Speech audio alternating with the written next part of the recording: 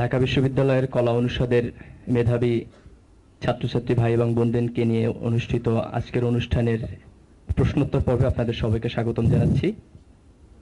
আজকে আমাদের এই অনুষ্ঠানে ঢাকা বিশ্ববিদ্যালয়ের মেধাবী ছাত্রদের মুখোমুখি হচ্ছেন বাংলাদেশের বর্তমান সময়ের অন্যতম আলোচিত এবং সমালোচিত একটি ছাত্র সংগঠন বাংলাদেশ ইসলামী ছাত্র শিবিরের দুজন শীর্ষ নেতৃত্ব। আমার ডানে বসে আছেন জনাব শফিকুল ইসলাম মাসুদ, কেন্দ্রীয় সভাপতি বাংলাদেশ ইসলামী ছাত্র শিবির, এবং আমার বামে বসে আছেন জনাব শিশির মনির, সভাপতি বাংলাদেশ ইসলামী ছাত্র শিবির ঢাকা বিশ্ববিদ্যালয় শাখা। এবং আপনাদের সাথে আমি মির্জা গালিব এই অনুষ্ঠানটি মডারেটরের দায়িত্ব পালন করছি। সুপ্রিয় সুধীবৃন্দ, আমরা সরাসরি প্রশ্নে চলে যাব। আপনাদের করা প্রশ্নগুলো আপনারাই উত্থাপন করবেন। আমি কেবলমাত্র যিনি প্রশ্নটি উত্থাপন করবেন তার নামটি বলবো। আমরা প্রোগ্রাম শুরুতেই আপনারা জানেন যে কিছুদিন আগে ইউরোপের ডেনমার্ক সহ বেশ কয়েকটি পত্রপত্রিকায় মুসলিম বিশ্বের সবচাইতে অনুভূতির জায়গা, পৃথিবীর ইতিহাসের সবচাইতে সর্বশ্রেষ্ঠ মানুষ হযরত মুহাম্মদ সাল্লাল্লাহু আলাইহি সাল্লামের কার্টুন ছবির মাধ্যমে যে ব্যঙ্গোক্তি করা হয়েছে তার প্রতি নিন্দা জ্ঞাপন করে আমাদের প্রোগ্রাম শুরু করছি। প্রোগ্রামের শুরুতেই যে প্রশ্নটি আমার হাতে আছে সেটিও এই ডেনমার্কের এই ঘটনাকে নিয়ে। আমি প্রশ্নটি উত্থাপন করার জন্য অনুরোধ জানাচ্ছি জনাব জাহিদুজ্জামান হাজী মোহাম্মদ মহসিন হল, ডিপার্টমেন্ট অফ অ্যারাবিক। ডেনমার্কের যে পত্রিকায় রাসূল সাল্লাল্লাহু আলাইহি সাল্লামের ব্যঙ্গচিত্র অর্থাৎ পাগড়ির উপরে বোম এবং তার শরীর বিভিন্নভাবে বিকৃত করে যে কার্টুনটা ছাপানো হয়েছে, সে নিয়ে সারা বিশ্বে বিভিন্ন রকমের আসলে জোরালো প্রতিবাদ হয়েছে। বাংলাদেশ ইসলামী ছাত্র শিবির আজকের শুনেছি কেবলমাত্র যে বাইতুল মোকাররমে তারা প্রতিবাদ করছে, তো এত দেরি হলো কেন তাদের? আমি ধন্যবাদ জানাই যে আজকের এই প্রস্তুতি করার জন্য, এবং মডারেটরও প্রথম প্রশ্নটি বাছাই করেছেন। আসলে সত্যি আমাদের দেরি হয়ে গেছে। সেপ্টেম্বরের ঘটনা এটি। ফার্স্ট ডেনমার্কে যখন এটি হয়, সেখান থেকে ইউরোপ কান্ট্রি আরও ফ্রান্স, জার্মানি, নরওয়ে সহ বেশ কয়েকটি দেশের পত্রিকায় যখন এটি বের হয়ে আসে, তখন কেবলমাত্র মুসলমানরা আন্তর্জাতিকভাবে এটার প্রতিবাদ করা শুরু করে। বাংলাদেশেও আমরা বেশ কিছুদিন আগে লিখিত প্রতিবাদ জানিয়েছিলাম। আজকে আমরা বলা যায় আমাদের দেশের পলিটিক্যাল কালচার যেটা অ্যালাউ করে সেই অনুযায়ী আমরা গণতান্ত্রিক প্রতিবাদ করেছি, এবং সরকারের কাছে আমরা দাবি জানিয়েছি সংসদের মাধ্যমেই ডেনমার্কের কাছে এর প্রতিবাদ পৌঁছে দেওয়ার জন্য। এছাড়া আমরা মনে করেছি যে সারা দেশের মানুষ, এটি কোনো একটি ছাত্র সংগঠনের দায়িত্ব নয়, দেশের সকল মানুষেরই দায়িত্ব। কারণ আমাদের প্রিয় নবী রাসূল করিম সাল্লাল্লাহু আলাইহি ওয়াসাল্লাম তিনি কোনো একটি ছাত্র সংগঠনের না। যদি এমনটি হতো যে আমরা আজকে জানতে পারতাম ঢাকা বিশ্ববিদ্যালয় এখন থেকে অনেক আগে অ্যারাবিক ডিপার্টমেন্টের উদ্যোগে রাসূল করিম সাল্লাল্লাহু আলাইহি সাল্লামের অবমাননার প্রতিবাদে বিরাট এক মিছিলের আয়োজন করেছে, হতে পারতো আমরা সেই ছবিটি দেখে আমরা উৎসাহিত হয়ে রাজপথে নেমে যেতাম। মিস্টার মাসুদ, মহানবী তো শুধু অ্যারাবিক ডিপার্টমেন্টেরও না, আমার বোধহয় যারা বাংলা ইংরেজিতে পড়ে তারাও দাবি করবে যে রাসূল তাদেরও। কারেক্ট। আমরা সেই জন্য আশা করেছিলাম যে আমাদের হয়ে কেউ না কেউ আসুক, আমরা তাদের সাথে মিলে যাব। তো আমাদের শুরু করতে হলো। আশা করছি আমরা আজকে আহ্বান করেছি যে ছাত্র শিবিরের মিছিল শেষ নয়, এখান থেকে আমরা সবাই মিলে এর প্রতিবাদ করে আমরা ডেনমার্ক শুধু নয়, ইসলামকে নিয়ে যারা কটাক্ষ করে, আমরা তাদের বিরুদ্ধে আন্তর্জাতিক আদালতে ব্লাসফেমি আইনের মাধ্যমে এটা প্রতিরোধ এবং প্রতিহত করার জন্য আহ্বান জানিয়েছি। মিস্টার মাসুদ, এখানে একটি প্রশ্ন উঠছে, সেটি হচ্ছে যে তারা যে গণমাধ্যম তার স্বাধীনতার কথা বলছে, the point of the freedom of expression. এখন প্রশ্ন হচ্ছে যে তার স্বাধীনতা যদি থাকে তাহলে সে তো সবকিছু করতে পারে। এবং দ্বিতীয় যে প্রশ্ন সেটি হচ্ছে তারা যেটি করছে সেটি হচ্ছে তাদের পত্রিকা আছে, তারা সেখানে এটি প্রকাশ করছে।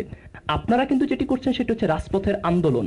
দুটোর মধ্যে একটি গুণগত পার্থক্য আছে। আপনি কি মনে করেন না যে গুণগত পার্থক্যের দিক দিয়ে মুসলিম বিশ্ব তাদের তুলনায় অনেক বেশি পিছিয়ে, এবং তাদের এই যে প্রতিবাদের ভাষাটি সেটিকে স্থূল বলা যায়, সেটিকে তাদের তুলনায় অনেকটা পেছনের, কিংবা প্রশ্ন উত্থাপন করা যায় অনেকটা অগণতান্ত্রিক বলা যায় কিনা, আমি প্রশ্নটি তুলব না। মির্জা গালিব, আপনাকে ধন্যবাদ। আপনাকে নিশ্চয়ই মনে রাখতে হবে যে মানুষের স্বাধীনতা সংরক্ষণ করার জন্য পত্রিকার স্বাধীনতা, পত্রিকার স্বাধীনতা সংরক্ষণ করার জন্য মানুষের স্বাধীনতা নয়। সুতরাং একটি মানুষের স্বাধীনতাকে রক্ষা করেই পত্রিকা তার স্বাধীনতাকে বাঁচিয়ে রাখবে। কিন্তু আমরা লক্ষ্য করছি মানুষের স্বাধীনতাকে হরণ করে পত্রিকা তার স্বাধীনতাকে সংরক্ষণ করতে চায়। Must be it, not allow ইট। এটা কিন্তু আমরা অবশ্যই অ্যালাউ করতে পারি না। সেজন্য আমরা পত্রিকার বিরুদ্ধেও শাস্তিমূলক ব্যবস্থা নয়, স্বাধীনতা সংক্রান্ত বিষয়ে আইন করার ক্ষেত্রে আমরাও দাবি জানিয়েছি। ধন্যবাদ। ধন্যবাদ মিস্টার মাসুদ। একই বিষয়ে প্রশ্ন এসেছে আব্দুল্লাহ আল হাসান, ময়নাল হোসেন এবং সৌরভ জোয়ারদার। আমরা বিষয়টি দ্বিরুক্তি করছি না, তবে কারো যদি সম্পূরক প্রশ্ন থাকে তাহলে আপনারা করতে পারেন। এই বিষয়ে যদি সম্পূরক কিছু জানার থাকে কিংবা কোনো মন্তব্য নেই, আমরা পরবর্তী প্রশ্নে চলে যাচ্ছি। প্রশ্নটি উত্থাপন করবেন জনাব রেজাউল করিম, SM হল, ডিপার্টমেন্ট অফ ইসলামিক হিস্ট্রি। জি, আপনার প্রশ্নটি উত্থাপন করুন।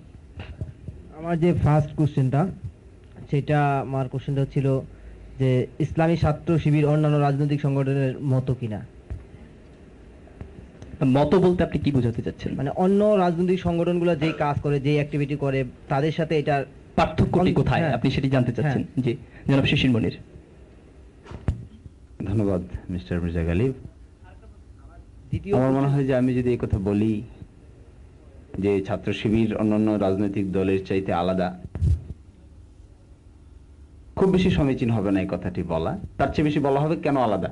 এই কথাটি বললে হয়তো অনেক বেশি সমীচীন হবে। কয়েকটা ক্যারেক্টারিস্টিক্স আমাদের সামনে থাকা চাই।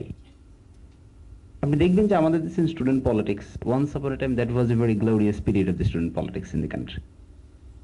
বাট সময়ের ডেভেলপমেন্ট হওয়ার কারণে হওয়ার কথা ছিল সামহাউ ফাস্টার, কিন্তু সময় ডেভেলপ করেছে বটে, কিন্তু ইট হ্যাজ বিন টেন্টেড, কেমন যেন একটা কলঙ্কের কালিমা এবং ছাপ লিপ্ত। আমি কথা বলছি না যে ছাত্র শিবির 100% এর থেকে মুক্ত।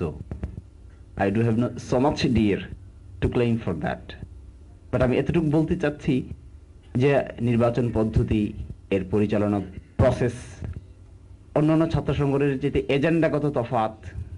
তাহলে প্রশ্ন আছে এজেন্ডাগুলো কি, ইলেকশন প্রসেসটা কি, এর ক্যারেক্টারিস্টিক্স গুলো আলাদা নয় কেন, বা কি কি কারণে আলাদা, এগুলো অনেক একটু লম্বা হয়ে যাবে উত্তরটা দিতে গেলে। শুধু এতটুকু বলা যেতে পারে যে তার যে ইলেকশন প্রসেস ফার্স্ট, সেকেন্ড তার যে পরিচালনা পদ্ধতি, অ্যান্ড থার্ড যেটা আমরা বলে থাকি, the only students can regulate the student politics, and this is one of the prime important factor which is to be regulated in the student politics, especially in the শিবির। আমার মনে হয় এই কয়টা characteristics দেখে একে একটু ডিফার করা যেতে পারে, but I am not claiming that we are 100% free from all sort of vices. Thank you. আপনি কি একটু স্পষ্টভাবে বলবেন পার্থক্যটি ঠিক কোথায়? নির্বাচন প্রক্রিয়ায় আপনাদের সাথে অন্যদের পার্থক্যটি কেমন? দেখুন মির্জা গালিব, আপনি যদি ডিটেল জানতে চান তাহলে না বলে পড়া যাচ্ছে না, তবে আমি এতটুকু বলছি যে ছাত্র শিবিরের যিনি কেন্দ্রীয় সভাপতি হন, he is been directly elected by the members. The questions member quote and unquote is a technical term. Member বললে স্বাভাবিকভাবে যেটা বোঝা যাবে এটা স্বাভাবিক টার্ম না। This is quote and unquote member means it's fundamental democratic members. এই মেম্বারগুলো হইতে গেলে আবার কিছু ক্রাইটেরিয়া ধাপ পার হয়ে যেতে হয়, নট প্রিলিমিনারি স্টেজে ফর্ম ফিল আপ করলে মেম্বার হওয়া যায়, এটি নয়। এই যে সংখ্যাটি আছে, এই সংখ্যাটি কেন্দ্রীয় সভাপতিকে নির্বাচন করে থাকেন। এখানে একটু বিষয় যেটা হচ্ছে যে আমরা যেটি জানি সেটা হচ্ছে ছাত্রলীগ কিংবা ছাত্র দলের ক্ষেত্রে তাদের গঠনতান্ত্রিক সভাপতি হচ্ছেন আওয়ামী লীগ কিংবা বিএনপির সভাপতি যথাক্রমে। তো সেক্ষেত্রে আমাদের জানা কথা যে আপনারা জামাত ইসলামের একটি অঙ্গ সংগঠন, সেক্ষেত্রে আপনারা যদি আপনাদের সভাপতি নির্বাচন করেন তাহলে পরোক্ষভাবে জামাতের সাথে সম্পর্কটি আসলে কি?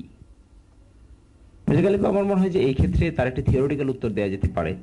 আমরা যদি গো ব্যাক করি the constitution of the two parties, Jamaat ইসলামের কনস্টিটিউশন এন্ড দি ছাত্র শিবিরের constitution, you will find nowhere there any theoretical connection with each other. দেখবেন যে এই দুটো সংগঠনের মধ্যে টু ডিস্টিংক্ট এক্সিস্টেন্স, এই দুটোর মধ্যে no connection constitutionally, but there is in practice there is some connections. In practice there is some connections, and in practice there is some connections, and theoretically no distinction, theoretically no connection, but in practice there is some connection. এই connection গুলো establish করার ক্ষেত্রে যেটা বলতেই হবে, যেখানে স্পষ্টভাবে বলে দেওয়া হচ্ছে, আপনারা দেখতেই পাচ্ছেন আজকের পত্রিকায় যে এটি বিশেষ রাজনৈতিক দলের ছাত্র সংগঠনের কবে তার কাউন্সিল হবে, এই counselling is been directed by an supreme authority, but Shibir is not taking part. 31 December হলে হইতেই হবে, কে ডিরেকশন দিল আর কে না দিল, দিস ইজ এ ম্যাটেরিয়াল। সেক্ষেত্রে শিবিরের জন্ম হচ্ছে খুব সম্ভবত 1977, আমি কি ভুল বলেছি? আমার মনে হয় না আপনি ভুল করতে পারেন। আচ্ছা, তাহলে 1977 থেকে শুরু করে আজকে পর্যন্ত 2005 আপনাদের সম্মেলন কয়টা হয়েছে? একটিও মিস যায়নি। আপনাদের সম্মেলন কয় বছরে হয় সাধারণত? বছরে একবার। অর্থাৎ প্রতি বছরে আপনাদের সম্মেলন সঠিক সময় হয়েছে, এবং সম্মেলন মানে হচ্ছে আপনাদের সেখানে নতুন কেন্দ্রীয় যে সভাপতি। নেতৃত্ব সেটি নির্বাচিত হয়েছে by the vote system. Yes. আমার বোধহয় এটি বাংলাদেশের রাজনীতিতে একটি অসাধারণ ঘটনা। আমি বোধহয় আপনাকে একটা ধন্যবাদ দিতেই পারি।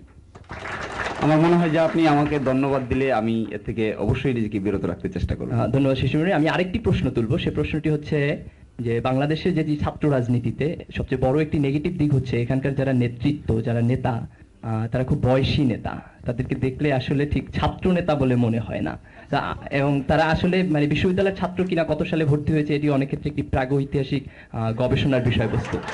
তো আমি একটু জানতে চাইবো যে কেন্দ্রীয় সভাপতি জনাব মাসুদ, আপনাকে দেখে বোধহয় একটু ইয়াং মনে হচ্ছে, আসলে আপনার বয়স কত এবং আপনি কোথায় অধ্যয়ন করেন সেটিও? আসলে সত্যি আমি আমার যখন অন্য ছাত্র সংগঠনের নেতৃবৃন্দের পাশে গিয়ে দাঁড়াই, তখন আমার নিজেরও একটু লজ্জিত হতে হয়। তারা অনেকে মনে করেন যে আমি ছাত্র শিবিরের কেন্দ্রীয় সভাপতি কিনা, এটা বিশ্বাস করতে তাদেরও কষ্ট হয়। আমি নিজেও অনেক সময় কুণ্ঠিত হই যে তাদের মতো অত বড় নেতৃত্বের সামনে, অর্থাৎ ফিজিক্যাল স্ট্রাকচারের দিক থেকে আর কি, আমারও দাঁড়াতে মাঝে মধ্যে হিমশিম খেতে হয়, তবু দাঁড়াতে হয়, দায়িত্ব আছে তাই। এখানেও যখন এসে বসি তখনও মনে হয় যে হয়তো কারো কারো এটি লেখা না থাকলে সন্দেহ হতে পারতো যে অন্য কাউকে এসে নিয়ে বসানো হয়েছে কিনা। তা আমার জন্ম বিষয়টি বড় কথা নয়, বড় কথা হচ্ছে যে একজন মানুষ জন্মের পর পড়াশোনায় ডিলে করতে পারেন। তা আমি তারপর জন্মের কথা যেহেতু জিজ্ঞেস করা হয়েছে, আমার 1976 মার্চ। তো সেখান থেকে যখন আমার পড়াশোনার বিষয়টি, পড়াশোনা যেমন আমি কেবল মাস্টার্স করেছি, এখন আমার পিএইচডি চলছে। আমার পিএইচডিটা হয়তো এই ছাত্র জীবন থাকতে থাকতে, অর্থাৎ সংগঠনে থাকতে থাকতে পিএইচডি হয়ে যাবে। এটি হচ্ছে আমার জন্য সবচেয়ে বড় পাওয়ার যে ছাত্র শিবির আমাকে এই ব্যাপারে ইন্সপায়ার্ড করেছে যে তোমাকে এটি করতে হবে।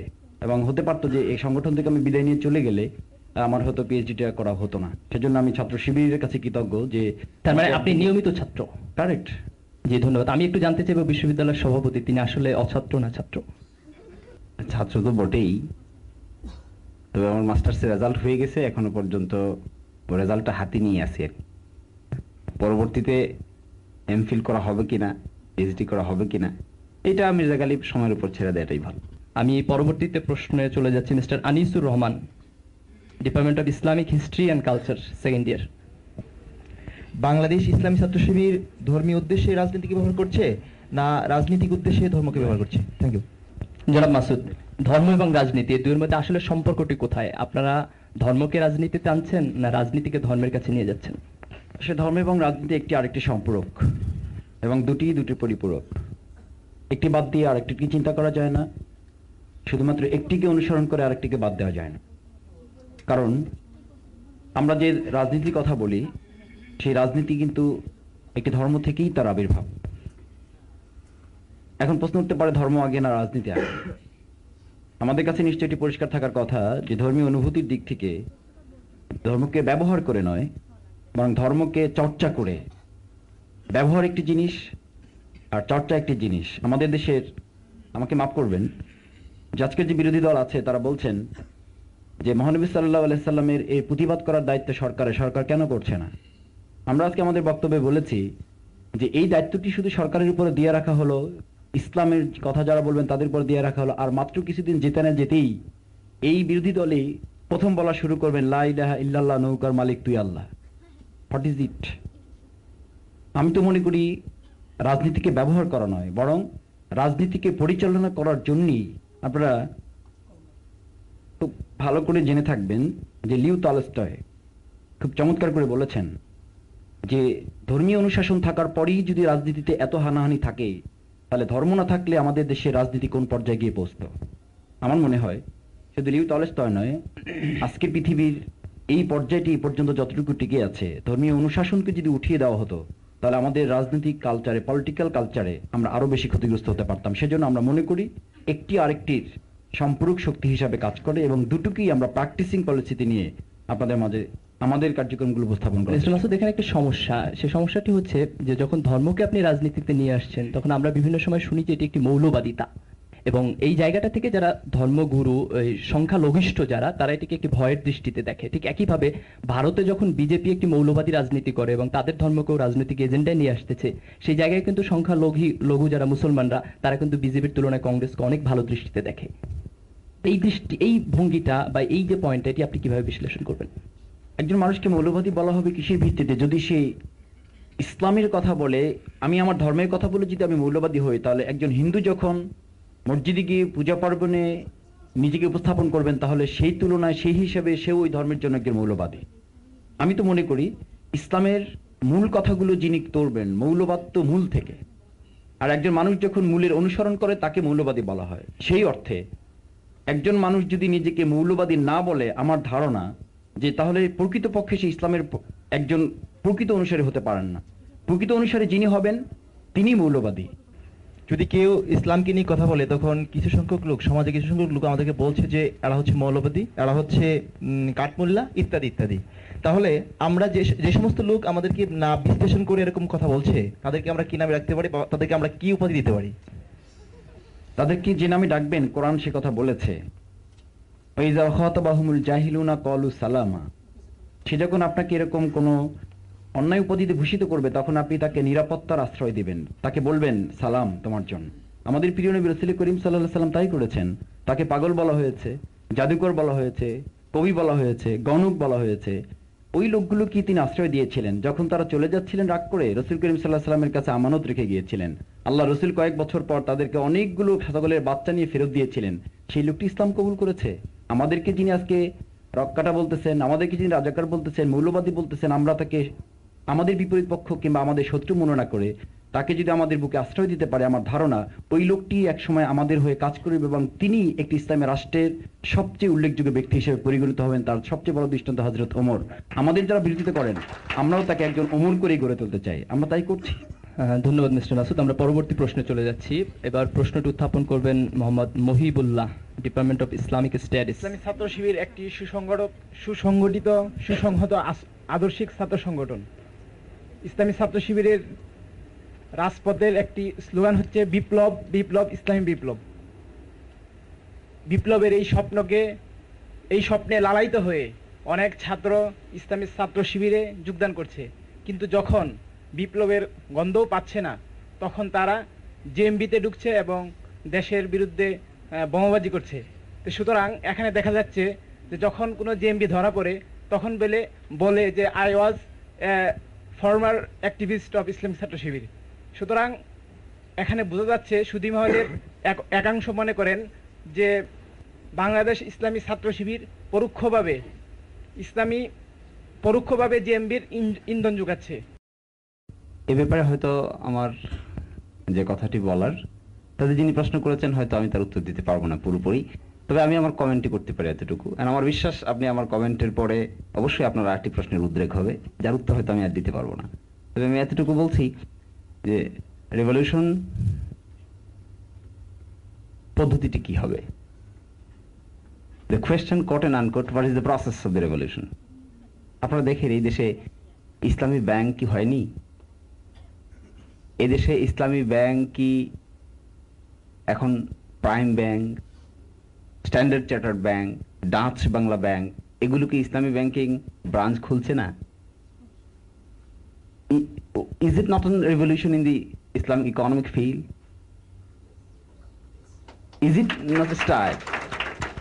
What am I referring? What I'm referring here, the process of the revolution. লোক তৈরির মাধ্যমে আপনাকে রিভলিউশন করতে হবে।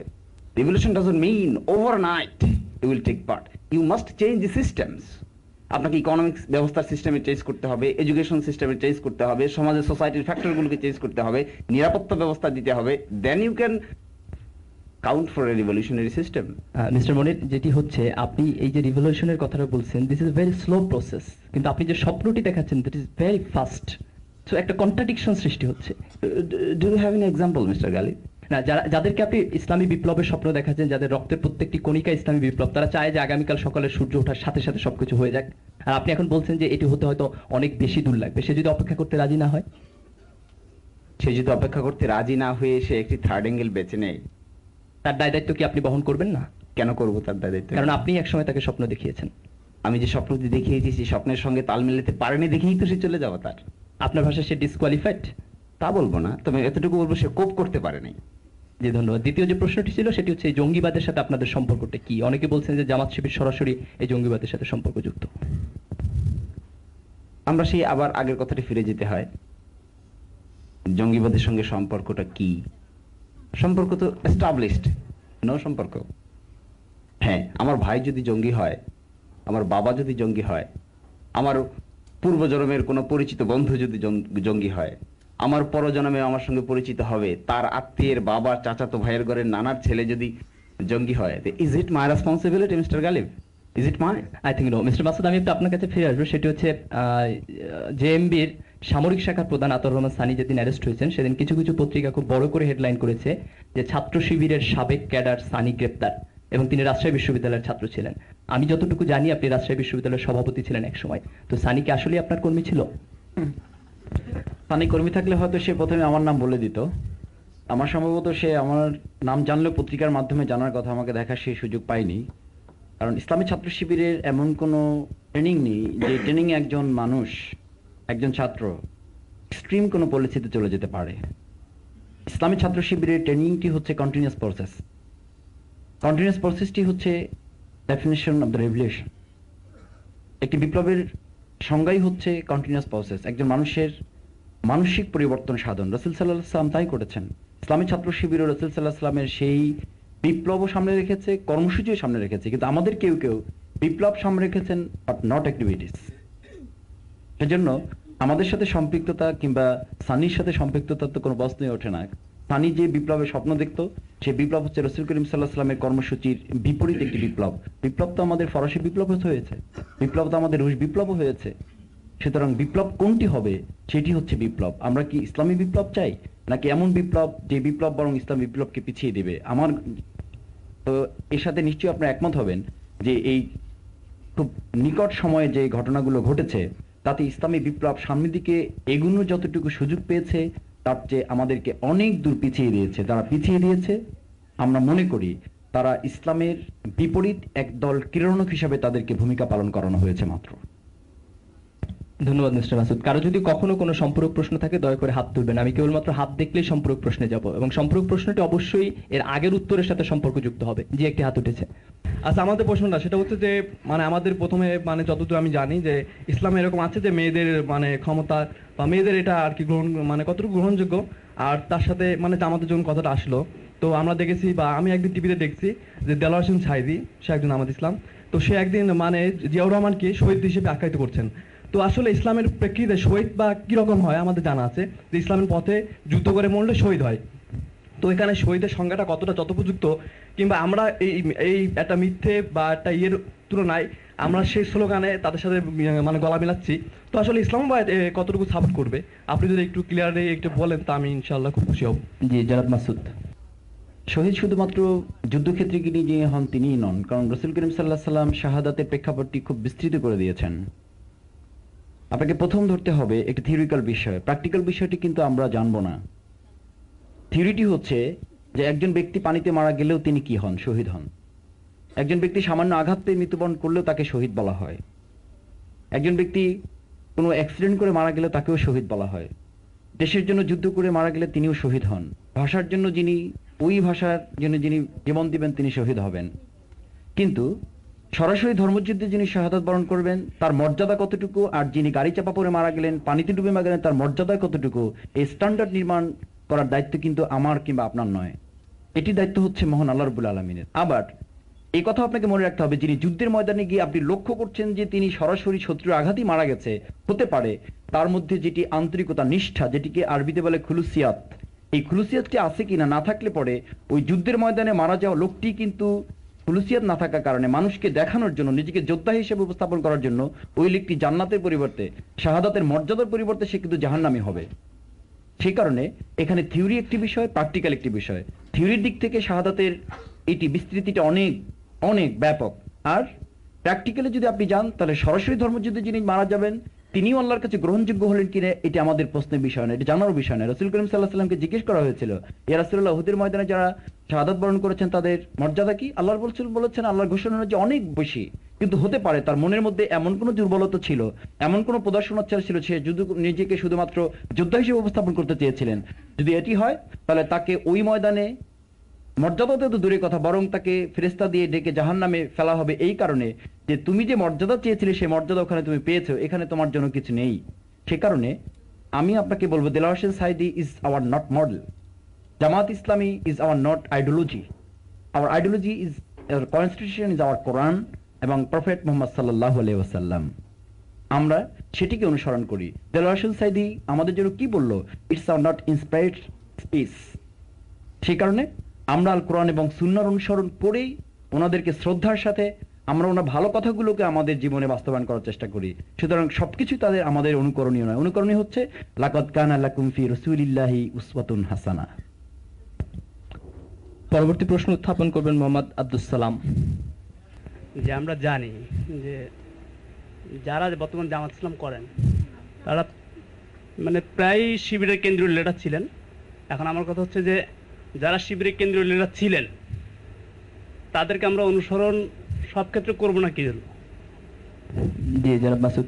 অনুকরণীয় আদর্শ হচ্ছে, আমরা তো বলেছি যে আমাদের অনুকরণীয় আদর্শ হচ্ছে আল কোরআন এবং আমাদের প্রিয় নবী রাসূল করিম সাল্লাল্লাহু আলাইহি ওয়াসাল্লাম। আমরা কোনো ব্যক্তির অনুসরণ করি না, অনুসরণ করি তার মধ্যে ভালো দিক যতটুকু আছে ততটুকু আমাদের জীবনে আমরা গ্রহণ করার চেষ্টা করি, কিন্তু অনুসরণ করব কিন্তু আমাদের প্রিয় নবী রাসূল করিম সাল্লাল্লাহু আলাইহি ওয়াসাল্লাম। জনাব মাসুদ, আপনি বলতে চাচ্ছেন যে কোনো ব্যক্তি সে যেই হোক না কেন তাকে অনুসরণের আগে কোরআন এবং হাদিস অনুযায়ী সে গ্রহণযোগ্য কিনা এই বিষয়টি দেখতে হবে। সে যদি শিবিরের কেন্দ্রীয় না, সভাপতি হন, তারপরও সে যদি মানে পুরো কোরআনের অনুসারীও হয় তবুও তো তাকে অনুসরণ করে একমাত্র ব্যক্তি হিসেবে গ্রহণ করতে পারবেন না, কারণ আল্লাহ রাব্বুল আলামিন সার্টিফাই করেছেন একমাত্র রাসূল করিম সাল্লাল্লাহু আলাইহি ওয়াসাল্লামকে, এবং সেটি ঘোষণা যে তোমাদের জন্য অনুকরণীয় ব্যক্তিত্ব হচ্ছে একমাত্র রাসূল, নট আদারওয়াইজ। স্ট্যান্ডার্ড হিসাবে আপনারা রাসূল বাদে আর কাউকে এখানে অ্যাকসেপ্ট প্রশ্নই ওঠে না। জি ধন্যবাদ। পরবর্তী প্রশ্ন উত্থাপন করবেন মোহাম্মদ আব্দুস সালাম। আমার প্রশ্ন হচ্ছে যে জানিয়ে দিচ্ছি। আল্লাহ তাআলা কোরআনে বলছে আল্লাহু ওয়া রাসূলুহু ওয়াল উলি আমরি মিনকুম, মানে আল্লাহ এবং রাসূলের অনুসরণ করতে হবে এবং তার যারা দায়িত্বশীল আছে তাদের অনুসরণ করতে হবে। এই ক্ষেত্রে তাহলে কেমন হলো জিনিসটা আপনার প্রশ্ন অনুসারে? থ্যাংক ইউ মির্জা গালিব, যে প্রশ্নটি আমাদের অনেক বন্ধুরাই করছেন যে আপনি অনুসরণ করবেন তো ব্যক্তির নয়, সেই ব্যক্তি যদি আল্লাহ এবং আল্লাহ রসুলের বাইরের কথা বলে তাহলে তাকে তো অনুসরণ করার প্রশ্নই ওঠে না। ক্বালু সামি'না ওয়া আতা'না গুফরানাকা রব্বানা ওয়া ইলাইকাল মাসির। আপনি অতটুকু অনুসরণ করবেন যতটুকু তিনি কোরআন হাদিসের মধ্য থেকে, রাসূল সাল্লাল্লাহু আলাইহি ওয়াসাল্লামের সেই হাদিস নিশ্চয়ই জানা আছে। যখন তারা অগ্নিকুণ্ডের পাশে বসে আলোচনা করছিলেন, একদল বলছিলেন যে তুমি নির্দেশ দিলে আগুনে ঝাঁপিয়ে পড়বো, আরেকদল বলছে প্রশ্নই ওঠে না, এইটা তো আমাদের প্রয়োজন নেই। তখন রাসূল সাল্লাল্লাহু আলাইহি ওয়াসাল্লাম সেখান দিয়ে যাচ্ছিলেন, বলা হচ্ছিল এই দুই দলের মধ্যে বিপদগামী কে? তখন বলা হচ্ছিল যে ওই দল বিপদগামী যদি তোমাদের মধ্য থেকে ওই নেতার কথা শুনে যে সে যদি আগুনে ঝাঁপ দিত, কারণ এটিতেও ইসলামের এমন কোনো বিষয় নয় যে তাকে আগুনে ঝাঁপ দিতে হবে। সুতরাং ব্যক্তির অনুসরণ নয়, আমরা তো অনুসরণ করি তাকে দায়িত্ব দেওয়া হয়েছে, যে দায়িত্ব, যে আইডিওলজি তিনি বেয়ার করেন, সেই আইডিওলজির মধ্যে থেকে তিনি যে কথা বলবেন সেই কথার অনুসরণ আমি করি। তো উলিল আমরের যে অনুসরণটা এটি রাসূলের উপর সম্পর্কযুক্ত, কারেক্ট, রাসূলের সাথে সম্পর্কযুক্ত, যদি তিনি তার প্রতিনিধিত্ব করেন, যদি রাসূলের প্রতিনিধিত্ব করেন। যে জায়গাটিতে প্রতিনিধিত্ব করবেন না সেই জায়গাটিতে আপনি আনুগত্যের রশিটি আপনার উপর নেই। জি ধন্যবাদ মাসুদ। যে সামনে একটি সম্পর্ক প্রশ্ন আছে বোধহয় আমাদের সম্মানিত কোনো বোন। আমি আসলে বলতে চাচ্ছি ওই রকমই একটা কথা, যে তাহলে আমরা ছাত্র শিবিরকে এই সংগঠনের উপযোগিতাটা কি সেটা বলতে চাচ্ছি, যে আমরা আল্লাহ রসুলের পথই যেহেতু মেনে চলবো, তাদেরকেই ফলো করব, তো তার জন্য আমরা এই সংগঠনে কেন আসবো, আমি সেটা জানতে চাই। লিখিত প্রশ্নটি কি আপনার ছিল? হ্যাঁ জি জি, অর্থাৎ মিস্টার মাসুদ উনি যেটি বলতে চাচ্ছেন সেটি হচ্ছে যে আল্লাহ এবং রাসূলের যেটি অনুসরণ, যেটিকে আমরা ধর্ম বলে মনে করি, সেটিকে তো একজন ব্যক্তি এককভাবে পালন করতে পারেন। সেটিকে পালন করার জন্য ঠিক এটিকে রাজনীতির ময়দানে টেনে আনার কোনো দরকার নেই, বরং ব্যক্তিগতভাবে পালন করলে সেখানে হানাহানি, মারামারি কিংবা যে প্রবলেমগুলো সৃষ্টি হয় এগুলো হওয়ার সম্ভাবনা অনেক কম। আমি কি আপনার প্রশ্নটি সঠিকভাবে বোঝাতে পেরেছি? জি মিস্টার মাসুদ। ধন্যবাদ আমাদের প্রিয় বোনকে। যে এখানে দুটো বিষয় আপনাকে মনে রাখতে হবে, যে একটি আদর্শকে ব্যক্তিগতভাবে অনুসরণ করা একটি দিক আছে, আরেকটি দিক হচ্ছে এটিকে প্রতিষ্ঠিত করা। আমাদের দায়িত্ব কিন্তু শুধু অনুসরণ করা নয়, প্রতিষ্ঠিত করাও। যেমন নামাজের ব্যাপারে আকিমুসসালাত, নামাজ পড়তে বলা হয়নি, নামাজ প্রতিষ্ঠিত করা। ঠিক তার সাথে আকিমুদ্দিন, ইসলাম প্রতিষ্ঠিত করাটা বলা হয়েছে। আপনি শুধু কোরআন পড়বেন, কোরআন অনুসরণ করবেন ব্যক্তিগতভাবে, বাট এটিকে এস্টাবলিশ করবেন না সমানে তা না। আপনার দায়িত্ব কিন্তু মনে রাখতে হবে, আপনাকে যে দায়িত্ব দিয়ে পাঠানো হয়েছে সেটি হচ্ছে ইন্নী জাইলুন ফিল আরদি খলিফা। আপনি হচ্ছেন আল্লাহর পক্ষ থেকে পাঠানো প্রতিনিধি। যখন আমাদের রসুল নেই, আমরা হচ্ছি তার প্রতিনিধি। আল্লাহ রসুল যা করে গেছেন সেটি আমাকে প্রতিষ্ঠিত করতে হবে। পথ কি? ওয়াতাসিমু বিহাবলিল্লাহি জামিআন ওয়ালা তাফাররাকু, নট আদারওয়াইজ, নট পার্সোনালি।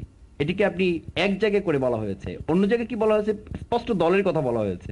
আমরা যারা দল সম্পর্কে আমাদের একটু খারাপ ধারণা আছে, আমি আপনাদেরকে বলবো, ওয়াল তাকুম মিনকুম উম্মাতুন ইয়াদউনা ইলাল খায়র, তোমাদের মধ্যে অবশ্যই এরকম একটা দল থাকবে ওয়ালতাকুম মিনকুম উম্মাতুন ইয়াদউনা ইলাল খায়র, তোমাদের জাতির মধ্যে এমন একটা দল থাকবে ইয়া'মুরুনা বিল মারুফ ওয়া ইয়ানহাউনা আনিল মুনকার, সে সৎ কাজের আদেশ করবে, অসৎ কাজের নিষেধ করবে। আপনাকে মনে রাখতে হবে, শুধুমাত্র সৎ কাজের আদেশ করার মধ্যে যদি আপনি সীমাবদ্ধ থাকেন, দ্যাটস নট প্রবলেম। কিন্তু প্রবলেম হচ্ছে যখন আপনি অসৎ কাজে নিষেধ করতে যাবেন, আর নিষেধ করতে যেতেই আপনি একা পারবেন না, আপনাকে সংঘবদ্ধ হয়ে যেতে হবে। হ্যাঁ মিস্টার মাসুদ, ঠিক আছে, এটি একটি সংঘবদ্ধ দল, কিন্তু সংঘবদ্ধ দলটিকে রাজনৈতিক হওয়ার কি প্রয়োজন? না, রাজনৈতিক অর্থ আপনি এই সংঘবদ্ধতা কিসের ভিত্তিতে হবেন?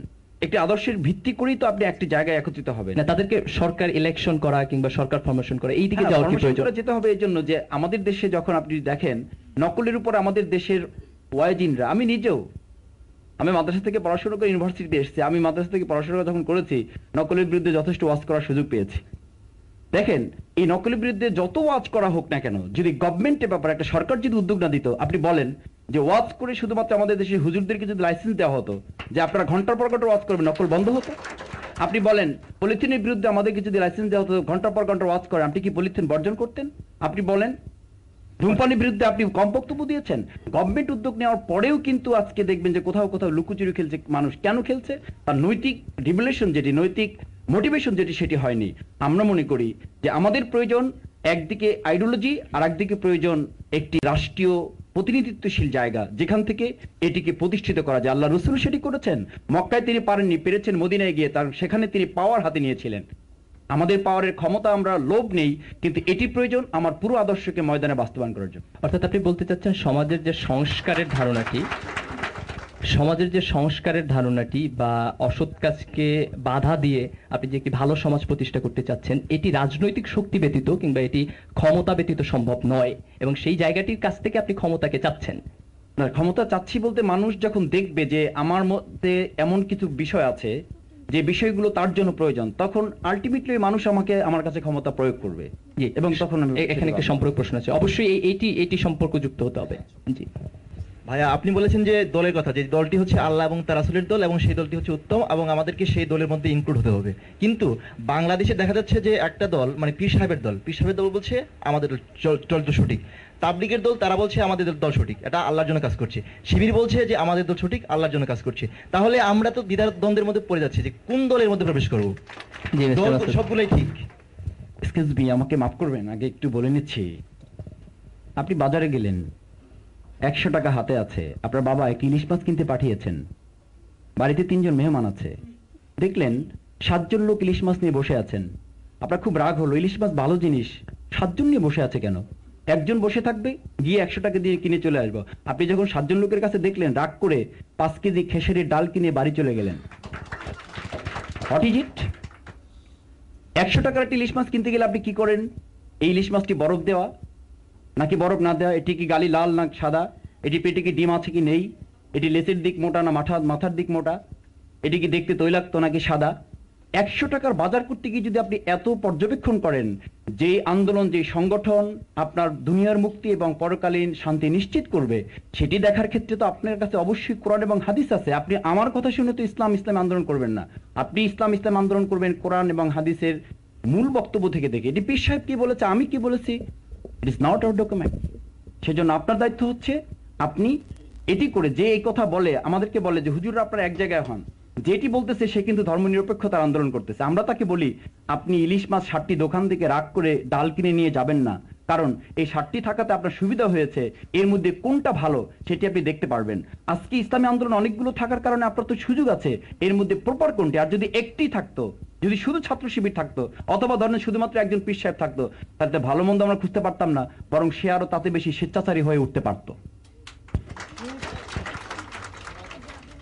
জি, ধন্যবাদ জনাব মাসুদ। আমি পরবর্তী প্রশ্নে চলে যাচ্ছি, এটি নিয়ে সম্পর্ক প্রশ্ন নিব না, আমাদের হাতে অনেকগুলো প্রশ্ন আছে। মোহাম্মদ আব্দুল সালাম, দর্শন বিভাগ। আমার প্রশ্নটা করার আগে আমি কিছুটা বলতে চাচ্ছি যে আমি লক্ষ্য করেছি ঢাকা বিশ্ববিদ্যালয়ের প্রত্যেকটি ডিপার্টমেন্টের ছাত্রদের মধ্যে, ছাত্র ভাইদের মধ্যে ছাত্র শিবিরের কার্যকারিতা বিদ্যমান রয়েছে, যার কারণে আমার মনে হয় বিশ্ববিদ্যালয়ের ছাত্রদের একটা বড় অংশ শিবিরের সাথে প্রত্যক্ষ বা পরোক্ষভাবে জড়িত রয়েছে। কিন্তু ছাত্রীদের মধ্যে আমি লক্ষ্য করেছি এই ছাত্র শিবির সম্পর্কে একটা নেগেটিভ ধারণা রয়েছে। এর কারণ আমার মনে হয় সেটা হলো ছাত্রীদের মধ্যে কোনো শিবিরের কার্যকারিতা বিদ্যমান নেই ঢাকা বিশ্ববিদ্যালয়ে। আর আছে কিনা সেটা আমি জানি না, যদি থেকে থাকে সেটা মনে হয় খুব বেশি জোরালোভাবে নেই।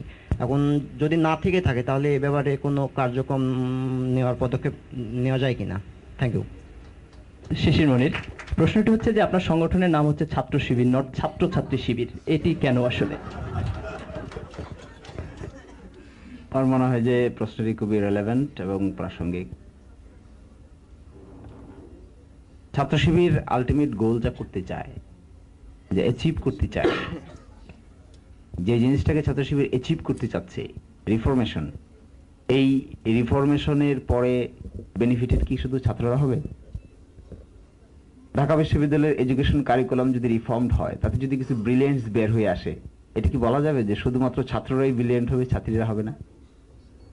ছাত্র শিবিরের ফাইনাল যে টার্গেটের পরে যা হবে, এর থেকে বেনিফিট নেয়ার, দ্য ওয়ার্ড বেনিফিট নেগেটিভ হয়ে গেল অনেকটা, এর পরে যে সুবিধাটুকু হবে, ওই সুবিধাটুকু ছাত্র কিংবা ছাত্রী নির্বিশেষে হবে না, হিন্দু কিংবা মুসলিম, বৌদ্ধ কিংবা খ্রিস্টান, এটি নির্বিশেষে হবে, যে কেউ তার থেকে সুযোগ নিতে পারবে। এক। দুই হলো ছাত্র এবং ছাত্রীদের মধ্যে কাজ করার জন্য ছাত্রী সংস্থা আছে।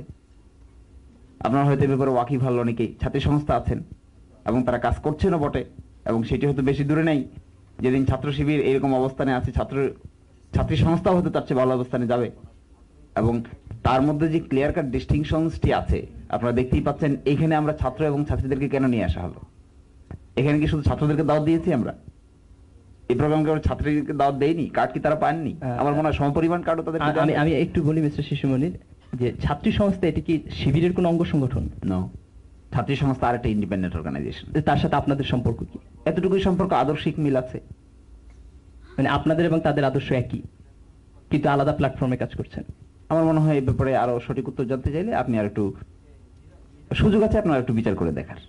আচ্ছা মিস্টার মাসুদ, আমি একটু আপনার কাছে চলে আসবো। আচ্ছা ধরেন আমরা ধরে নিলাম যে আপনার বক্তব্য অনুযায়ী ছাত্র শিবির একটি ভালো সংগঠন। এখন প্রশ্ন হচ্ছে, তো ছাত্রীরা যদি অভিযোগ তোলে এই ভালো সংগঠনের ভালোত্বটুকু গ্রহণ করার ক্ষেত্রে আপনারা তাদেরকে কোনো সুযোগ দিচ্ছেন না, তারা নিজে থেকে বঞ্চিত ভাবতেই পারে। না, ভালো কিছু গ্রহণ করতে তো কোনো রেস্ট্রিকশন থাকার কথা না, যে কেউ এটিকে গ্রহণ করতে পারেন। তো গ্রহণ করার জন্য তাদের যেহেতু একটি প্ল্যাটফর্ম আছে, ঠিক আমাদের আইডিওলজি বা আমরা যে লক্ষ্য নিয়ে কাজ করি সেই লক্ষ্য নিয়েই আমাদের ছাত্রী বোনেরা তাদের মেয়েদের যেহেতু কাজ করেন, আমার বোধ হয় না যে আমাদের মাঝ থেকেই স্পেশালি গ্রহণ করতে হবে। এই গ্রহণ করার ক্ষেত্রে কিছু প্রবলেম আছে নিশ্চয়ই। গ্রহণ করতে গিয়ে যদি পুরো ব্যক্তিটিকে গ্রহণ করে ফেলে তখন কি করবেন? এই কারণে তো ইসলাম রেস্ট্রিকশন আছে। ইসলাম যে রেস্ট্রিকশনটি দিয়েছে এটি তো ইচ্ছে করে দেয়নি। আদর্শকে গ্রহণ করতে গিয়ে যদি আমরা অন্য শুধুমাত্র ব্যক্তিকে গ্রহণ করে ফেলি, ইটস নট অ্যালাউড। কিন্তু ব্যক্তিগত গ্রহণ করতেই হবে আজ কিংবা কাল, একজনকে তো গ্রহণ করতেই হবে। এটা তো অবৈধ না, আপনার ধর্ম এটি স্বীকার করে নিয়েছে। প্রসেস, কিন্তু গ্রহণ করার আগেই যদি আপনি গ্রহণের সকল কার্যক্রম চালু করেন তাহলে কি হবে? যে মিস্টার মাসুদ, তাহলে সমস্যা হয়ে যাবে। ছাত্র শিবিরের এখনকার নেতৃত্ব যতটা ভালো এবং ফ্রেশ হতো সেক্ষেত্রে ধরুন আমি রাজশাহী ইউনিভার্সিটিতে যখন ডাকসু নির্বাচন হচ্ছে তখন আমি আমার এক বোনকে দাওয়াতি কাজ করছিলাম যে আমরা এরকম কাজ করছি। তো আমি একটু অন্যদিকে বা নিচের দিকে তাকিয়ে কথা বলছিলাম। সে আমাকে প্রশ্ন করে ফেললো যে দেখো মাসুদ, তুমি আমার সিনিয়র বোন, তো বলছে যে দেখো মাসুদ, তুমি আমাকেই কথা বলছো অথচ তুমি আমার দিকে তাকানো সাহস করছো না, তো তুমি কিভাবে ভাবো যে আমি তোমাকে ভোট দিব? তো আমি বললাম, দেখেন আপনার দিকে তাকাচ্ছি আপনার স্বাধীনতা সংরক্ষণ করার জন্য, আমি ভয় করছি না, কারণ আপনাকে ভয় করার কিছু নেই। আপনাকে ভয় করছি না, ভয় করছি আমাকে, কারণ আপনি যেহেতু শক্তিশালী, আমি এখনো ততটা শক্তিশালী হয়ে উঠতে পারিনি। ধন্যবাদ মিস্টার মাসুদ। ঢাকা বিশ্ববিদ্যালয় ছাত্র শিবিরের কার্যক্রমে অনেকগুলো প্রশ্ন এসেছে, তো আমরা সবগুলো প্রশ্ন তার উত্থাপন করা যাবে না। একটি প্রশ্ন আফলাতুন কায়সার, তিনি প্রশ্নটি উত্থাপন করবেন। ধন্যবাদ। আমার প্রশ্নটি হচ্ছে, আমরা গণতন্ত্রের জন্য অনেক পথ পাড়ি দিয়েছি। 90-এর পর যখন আমাদের দেশে গণতন্ত্র প্রাতিষ্ঠানিক রূপ লাভ করে, তারপর আমরা দেখতে পাই যে গণতন্ত্রের মূল মন্ত্রই হচ্ছে কিন্তু বাক স্বাধীনতা, অর্থাৎ সবার মত প্রকাশের অধিকার। আর এটা যদি সত্যি হয়ে থাকে, তাহলে ঢাকা ইউনিভার্সিটিতে সবগুলো রাজনৈতিক সংগঠনই যদি তাদের সভা সমিতি করতে পারে বা তাদের কার্যক্রম পরিচালনা করতে পারে, তাহলে একটি নির্দিষ্ট দলের প্রতি কেন সকলের ঋণাত্মক দৃষ্টিভঙ্গি? আমি জানতে চাই যে এর অর্থ কি এই যে গণতন্ত্র সবার জন্য নয়? মিস্টার শিশিরমণি, ঢাকা বিশ্ববিদ্যালয়ের সভাপতি হিসেবে প্রশ্নের উত্তর আপনারই দেওয়ার কথা। আমার মনে হয় যে এই প্রশ্নটির মধ্যেই তার উত্তর নিহিত। আমরাও তো এই প্রশ্ন করে থাকি, আসলেই কি তাই? Is the democracy is an ideology? Or the democracy itself is a philosophy? or the democracy itself is a system, or the democracy itself is a voting power exercising capacity. What does it really mean? কি এই চারটি অপশনের মধ্যে what is the democracy? Is it philosophy? Is it lifestyle? Is it voting power exercising authority? Which one is right? এই উত্তর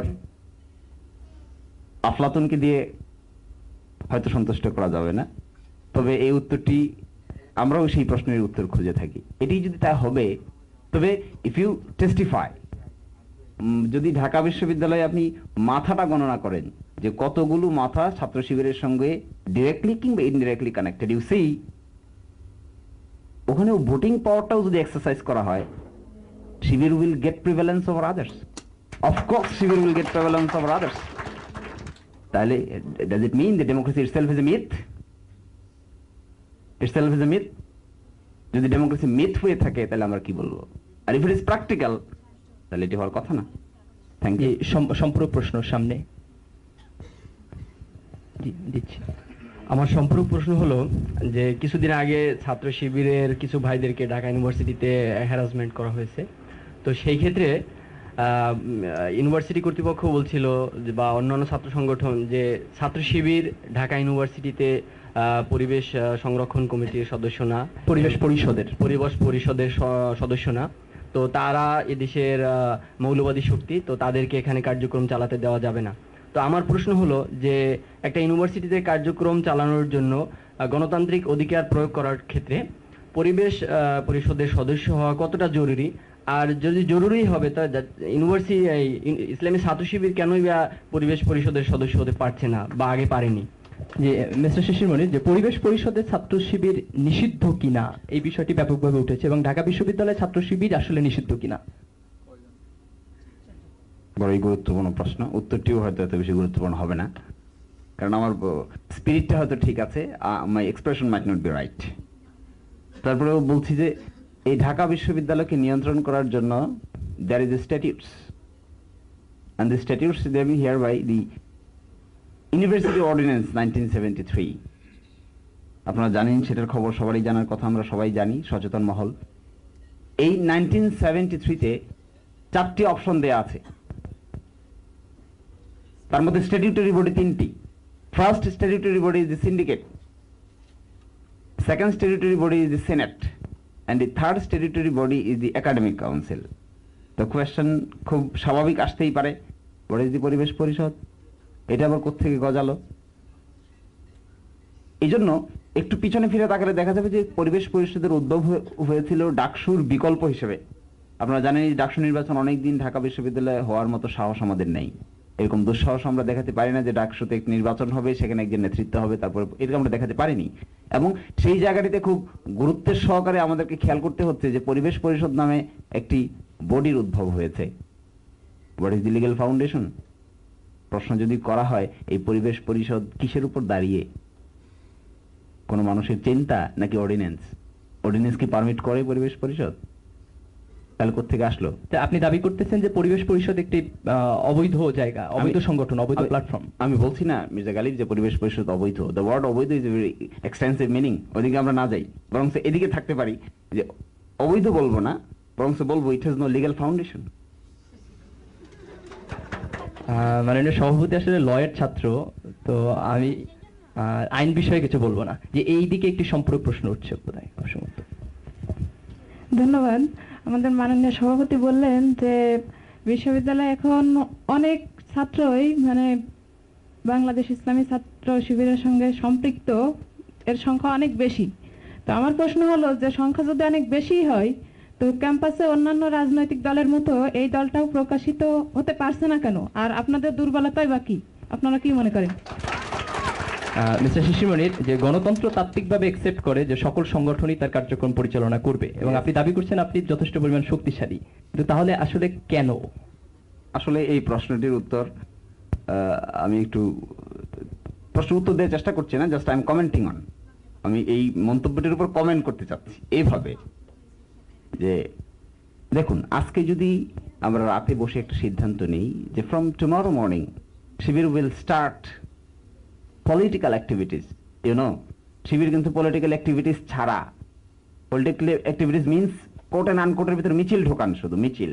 এই মিছিল ছাড়া ছাত্র শিবির ঢাকা বিশ্ববিদ্যালয়ে করে না, এরকম কাজ নেই।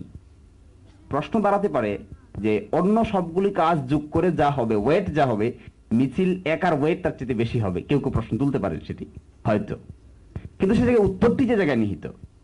আমরা কি আগামীকালকে স্টার্ট, আমার বিশ্বাস, if we start a procession from the Aparajeyo Bangla, এখান থেকে যদি স্টার্ট করি, তো আমার বিশ্বাস যে এটি দোয়েল চত্বর পর্যন্ত একটু জায়গা ফাঁকা থাকার কথা। That is my believe, that is my believe only. এখন প্রশ্ন হলো যে এটি করছি না কেন, করছি না কেন? দ্য অনলি রিজন ইজ আমরা চাচ্ছি যে আমাদের অ্যাক্টিভিটি স্টার্ট করার মাধ্যমে বিশ্ববিদ্যালয়ে আরেকটি আনরেস্ট পরিবেশের সৃষ্টি না হোক। This is our tolerance. Mister Shishumoni, আমি একটু বলি, সেটি হচ্ছে যে আমরা যদি পৃথিবীর ইতিহাসকে বিশ্লেষণ করি, তাহলে আমরা দেখি যে কেউ কেউ বলে this the history of the dialectic materialism, materialistic, এখানে দান্দিক বস্তু বা দ্বন্দ্ব থাকবেই। কেউ কেউ এটিকে বলে the friction between truth and false, সত্য এবং মিথ্যার দ্বন্দ্ব। তাহলে আপনি দ্বন্দ্বটাকে অস্বীকার করবেন, এটি তো পৃথিবীর ইতিহাস পারমিট করে না। না মিস্টার গালিব, আমি দ্বন্দ্বকে অস্বীকার করছি না। আমি বলছি যে দ্বন্দ্বের dimension has been changed. Dialectical materialism, this is right, this is the process, but the formation of the materialism and the style of the process of confliction has radically been changed. এখন যেমন কালচারের দ্বন্দ্ব, আপনি কি মনে করেন যে 1917-এ সেই সেই বলশেভিক বিপ্লবের সময় সেই কালচারাল রিভলিউশনারি স্টাইলটা এখনকার মতো ছিল? এটাকে আপনি মনে করেন? না, সেটি পার্থক্য সৃষ্টি হয়েছে অবশ্যই। সেক্ষেত্রে ঢাকা বিশ্ববিদ্যালয়ের ক্ষেত্রে আপনার চিন্তাটি কেমন? আমার চিন্তা বলা তো একটু ঠিক হবে না, আপনার সংগঠনের চিন্তাটি সেটি বলাটা এমনটাই ভালো যে we are trying to reform the political culture of the university of Dhaka. জি, ধন্যবাদ মিস্টার মাসুদ। আমি একটু যাব, আপনি বলেছেন যে রাজনীতি, ইসলামী রাজনীতি যেটি জাস্টিফিকেশন, সেটি হচ্ছে অন্যায়ের প্রতিরোধ করা। তো এই আপনাদের উপরে যে একটি ঐতিহাসিক অন্যায় হচ্ছে ঢাকা বিশ্ববিদ্যালয়ে, আপনারা সেটি প্রতিকারের ব্যাপারে কি আসলে কি করবেন? ঐতিহাসিক অন্যায়ের প্রতিবাদ তো ঐতিহাসিকভাবেই হওয়া উচিত ছিল, আমরা ঐতিহাসিকভাবেই করব, সময় ফুরিয়ে যায়নি। আপনি যে ইতিহাসের কথা বললেন, ইতিহাসের যাত্রা শুরু হয়েছে কিন্তু তারও আগের ইতিহাস থেকে, যেটাকে প্রাগ ঐতিহাসিক বলে। সেই ইতিহাস কোনটি? আমার মধ্যে শিশির মোহাম্মদ মনির যেটি চাচ্ছেন সেটি হচ্ছে ঢাকা বিশ্ববিদ্যালয়ে তিনি চাচ্ছেন যেখান থেকে ইসলামী ছাত্র শিবিরের যাত্রা শুরু 1977 6 ফেব্রুয়ারি ঢাকা বিশ্ববিদ্যালয়ের কেন্দ্রীয় জামে মসজিদ থেকে শুরু হয়েছিল। রাসূল করিম সাল্লাল্লাহু আলাইহি সাল্লাম ইসলামের কার্যক্রম শুরু করেছিলেন মক্কা থেকে, প্রতিষ্ঠা পেয়েছেন মদিনাতে গিয়ে, ফিরে এসেছেন রক্তপাতহীন একটি মক্কা বিজয় নিয়ে। ইসলামী ছাত্র শিবিরের যাত্রা শুরু হয়েছে ঢাকা বিশ্ববিদ্যালয়ের কেন্দ্রীয় জামে মসজিদ থেকে, প্রতিষ্ঠা পেয়েছে চট্টগ্রাম রাজশাহী বিশ্ববিদ্যালয়ে, এবার ফিরে আসার পালা রক্তপাতহীন একটি ঢাকা বিশ্ববিদ্যালয় নিয়ে। আপনার এই আশাবাদ বাস্তব হোক। কোন সম্পূরক প্রশ্ন, যে পিছনে একজন হাত তুলেছেন, এখানে কেউ বলবেন? ও আপনি বলবেন। হ্যাঁ, আপনি তো বললেন যে এটা আপনারা চাচ্ছেন না যে কোনো দ্বন্দ্ব বা সংঘাতের ভিতর দিয়ে এটা প্রতিষ্ঠিত হোক, কিন্তু আমার প্রশ্ন হচ্ছে যে এখন আমরা জানি যে রুলিং পাওয়ারে যারা আছেন তাদের ভিতরেও একটা ইসলামী সংগঠন বা এই জামাত ইসলামী আছেন তারা। তো আমার কথা হলো যে এখন যদি আপনারা মনে করেন যে আপনারা প্রকাশিত হতে পারছেন না রুলিং পাওয়ারে থাকা সত্ত্বেও, তো যখন রুলিং পাওয়ারে থাকবেন না, তো আগামীতে তো আমার মনে হচ্ছে যে এটা আরো দিন দিন স্তীমিত হয়ে যাবে। এখন প্রকাশিত থেকেই যদি না করা যায় তাহলে এটা ভবিষ্যতে কিভাবে হবে? আমার মনে হয় যে আমরা এই ব্যাপারে বলতে চাচ্ছি, আমরা যদি if you go back to the statistics of the Bangladesh, তাহলে দেখবেন যে রুলিং পার্টির পরিবর্তনের সাথে ছাত্র শিবিরের উত্থান এবং পতনের কোনো সম্পর্ক কোনো কালেই ছিল না। If you go to the Chittagong University and the Rajshahi University, you see several times সেই সমস্ত জায়গায় কে পার্টি কবে ক্ষমতায় এসেছে, কোন দল কবে ক্ষমতায় এসলো কিনা গেল, আসলো কিংবা গেল, কিংবা তারা স্থবির কিংবা সক্রিয় কিংবা নিষিদ্ধ কিংবা প্রসিদ্ধ কিংবা সক্রিয় কিংবা নিষ্ক্রিয়, এই সমস্ত ব্যাপারের উপরে ছাত্র শিবিরের অস্তিত্বের প্রশ্নটি একেবারেই অপ্রাসঙ্গিক। জি, সর্বশেষ সম্পূরক প্রশ্ন এই বিষয়ে। Thank you moderator.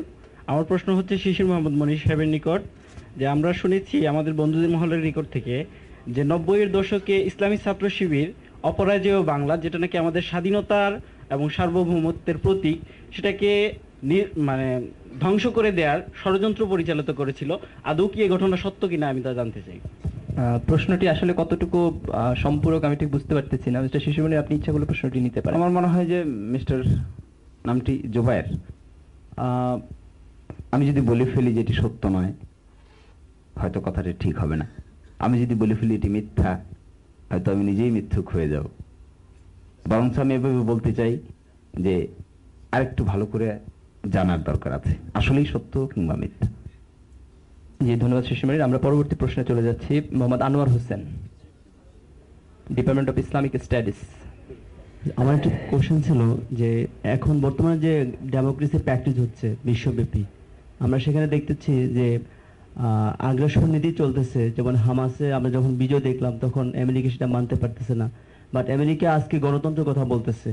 তো সব মিলিয়ে বর্তমান যে ডেমোক্রেসি সিস্টেম, এটা ইসলাম কতটুকু সাপোর্ট করে, এই জিনিসটা যদি জানান তাহলে খুশি হব। জি মিস্টার মাসুদ, গণতন্ত্রের সাথে আসলে ইসলামের সম্পর্কটি কোথায়? গণতন্ত্রের সাথে ইসলামের সম্পর্ক এরকম যে ইসলাম হচ্ছে গণতন্ত্রের প্রবর্তক, ইসলামী গণতন্ত্রের জন্ম দিয়েছে। রাসূল করিম সাল্লাল্লাহু আলাইহি ওয়াসাল্লাম তিনি গণতন্ত্রের নমুনা রেখে গিয়েছেন মানুষের সামনে। তিনি যখন পৃথিবী ছেড়ে চলে যাচ্ছেন তখন হযরত ওমরই ঘোষণা দিয়েছিলেন যে আল্লাহ রাসূল মৃত্যুবরণ করেছেন, এটি যদি কেউ বলে তাহলে আমি তা গর্দান নিয়ে নেব। প্রশ্নর জবাব দেওয়ার জন্য কোরআনের আয়াত তো নাজিল করা হয়েছিল, কদ খালাত মিন ক্বাবলিহি রাসূল ওমা মুহাম্মাদুন ইল্লা রাসূল। এই প্রশ্নে যে হয়েছিল, আল্লাহ রাসূলকে জিজ্ঞেস করা হয়েছিল আপনি চলে যাওয়ার পর আমাদের কি হবে। তিনি যদি বলে দিতেন যে আমি আবু বকরকে রেখে যাচ্ছি, ইজ ইওর ওনলি লিডার, তাহলে কিন্তু গণতন্ত্র রুদ্ধ হয়ে যেত। তিনি বলেছিলেন তোমরা যদি আবু বকরকে করো তাহলে তার মধ্যে এই গুণাবলী পাবে, তোমরা যদি ওমরকে করো তাহলে এই গুণাবলী পাবে, তোমরা যদি উসমানকে করো তাহলে এই গুণাবলী পাবে, তোমরা যদি হযরত আলীকে করো তাহলে এই গুণাবলী তোমরা পাবে। তবে আমার মনে হয় তোমরা আবু বকরকে বেছে নেবে। এটি যেমন একটি নমুনা ছিল, ঠিক তার নমুনার প্র্যাকটিস করেছেন হযরত ওমর রাদিয়াল্লাহু তাআলা আনহু এবং তার পরবর্তী সময়ে, যে তিনি খুতবা দিচ্ছিলেন কিন্তু সেই সময় দাঁড় করিয়ে খুতবা বন্ধ করে তার কাছ থেকে জবাব নেওয়া হয়েছিল।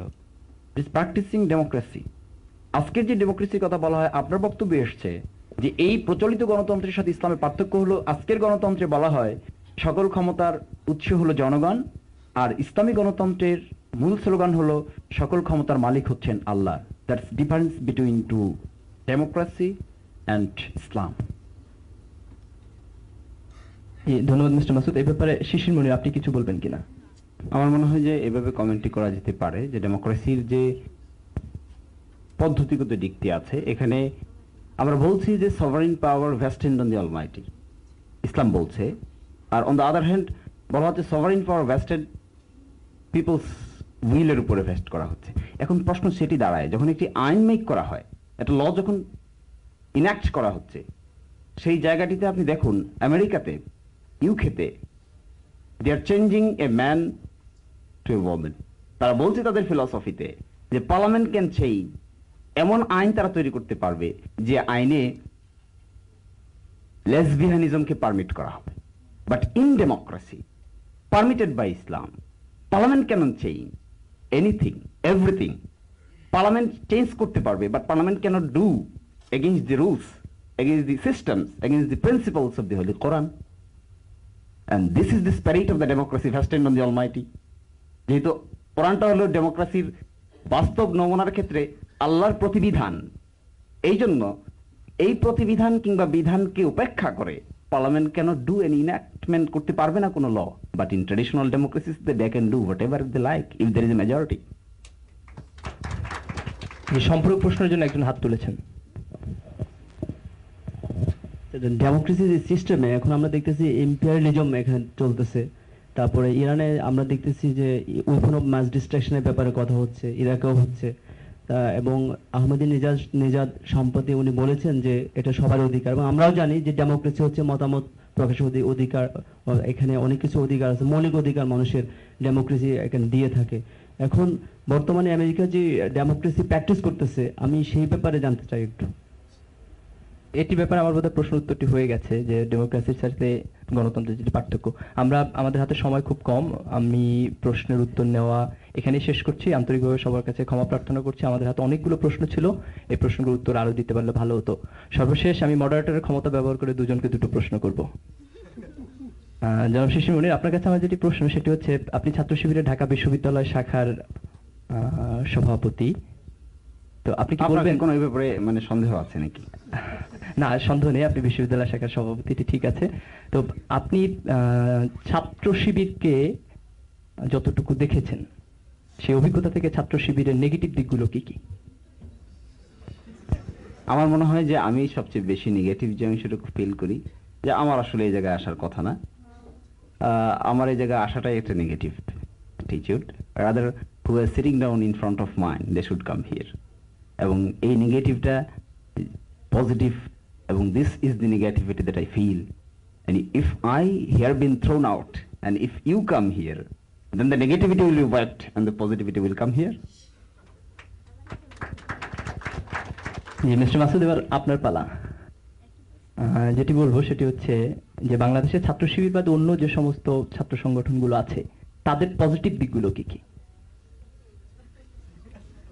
অন্য ছাত্র সংগঠনগুলোর পজিটিভ দিক হচ্ছে যে তারা ইদানিং আমরা লক্ষ্য করছি যে তারা ইসলামী ছাত্র শিবিরকে ফলো করা শুরু করেছে।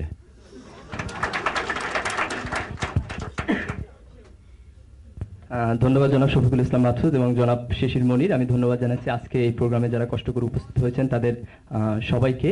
আমরা আশাবাদ ব্যক্ত করব আমাদের অন্যান্য নিজেদের আত্মসমালোচনা এবং অন্যান্য ছাত্র সংগঠনগুলোর পজিটিভ দিকগুলো খুঁজে বের করার মধ্য দিয়ে আমরা রাজনীতিতে একটি গুণগত পরিবর্তন আনতে পারবো।